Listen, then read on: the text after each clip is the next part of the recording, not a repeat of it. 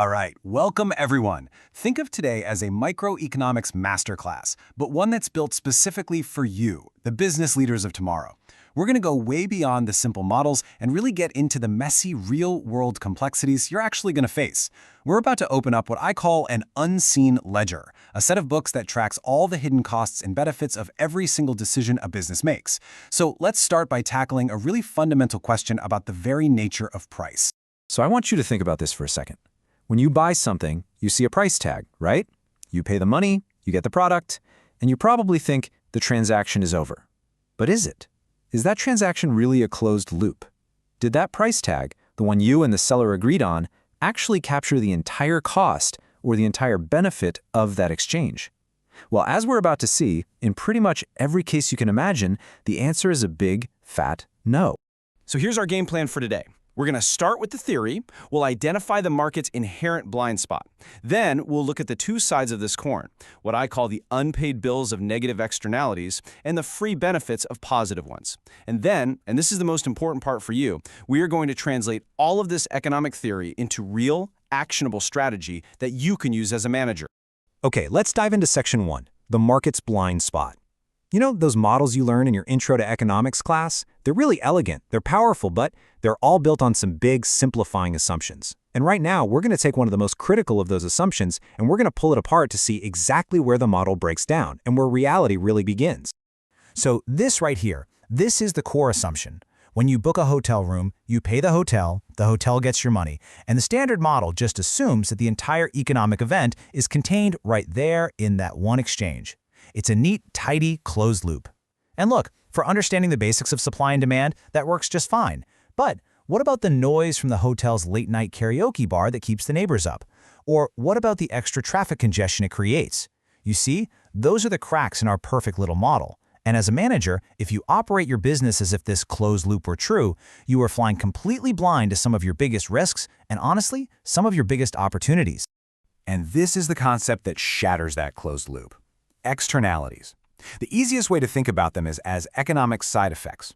They're the consequences of your business activities that kind of spill over onto other people or other businesses who had absolutely no say in the original deal. This could be the pollution from your factory that harms the local fishing industry. Or it could be the beautiful garden you plant in front of your shop that makes the whole street look better. These are the entries in that unseen ledger we talked about. They are very, very real costs and benefits that just don't show up on your company's income statement. This slide really gets to the heart of the problem. That market price, that reflects the private costs and benefits to the buyer and seller. But externalities, they introduce this other thing, the social cost or benefit, which is the whole shebang. It includes the impact on all those third parties. Now, economists call this a divergence between the marginal private cost and the marginal social cost. And your job as a manager is to navigate that gap. Because when the social cost is way higher than the market price, you can bet society is overproducing that thing. And when the social benefit is higher, well, we're probably not producing enough of it. So let's dig into the first type, and probably the one that comes to mind most easily, negative externalities. I always call these the unpaid bills of the economy. Why? Because your transaction creates a real cost, but somebody else ends up getting stuck with the invoice. Let's walk through this case study. So steps 1 and 2. From a simple economic perspective, everything looks great. A buyer and seller happily agree on a price, a transaction happens. The market appears to be working perfectly. But then you get to steps 3 and 4.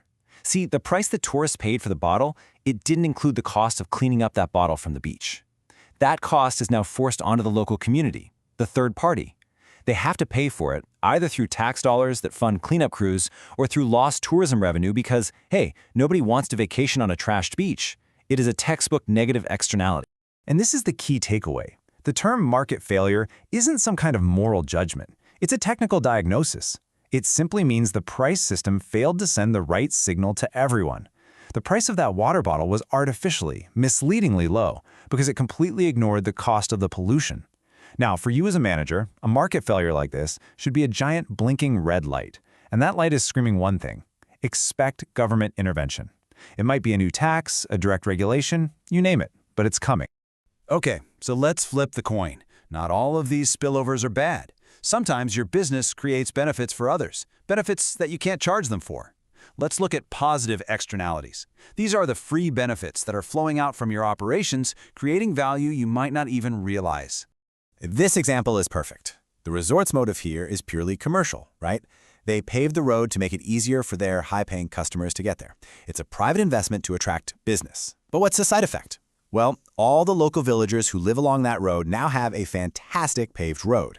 They get a huge benefit, a huge increase in their quality of life, and they didn't pay a dime for it. Now, the managerial puzzle here is really interesting. You've created public value. So what do?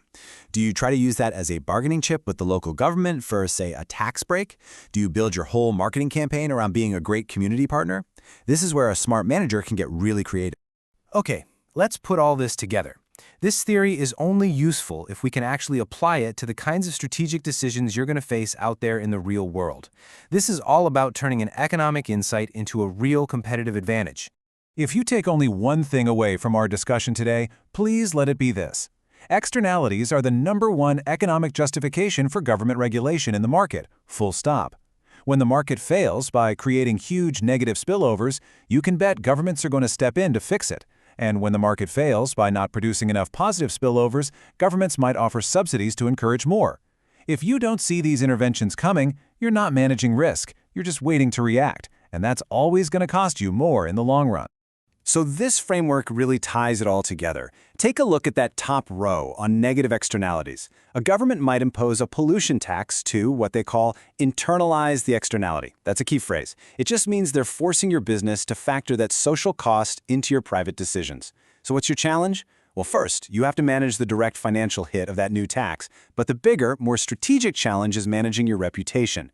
Are you just going to be the company that complains about the tax, or are you going to be the innovator that reduces pollution and turns a threat into a marketing opportunity? Now look at the bottom row. For that paved road, a government might offer your resort a subsidy, recognizing the public benefit you created. Your challenge here is to be proactive. Seek out those partnerships. You've built goodwill with the community. How do you leverage that? So, we're going to end on this question. It is not a question of if your business will create externalities. It will. That's a certainty. Every single company creates spillovers. The real question, the one you have to answer, is what kind are they going to be? Are they going to be a cost imposed on society or a benefit shared with society? I promise you, the most successful leaders of your generation will be the ones who figure out how to design businesses where private profit and public benefit are actually one and the same. That is your challenge, and that is your massive opportunity.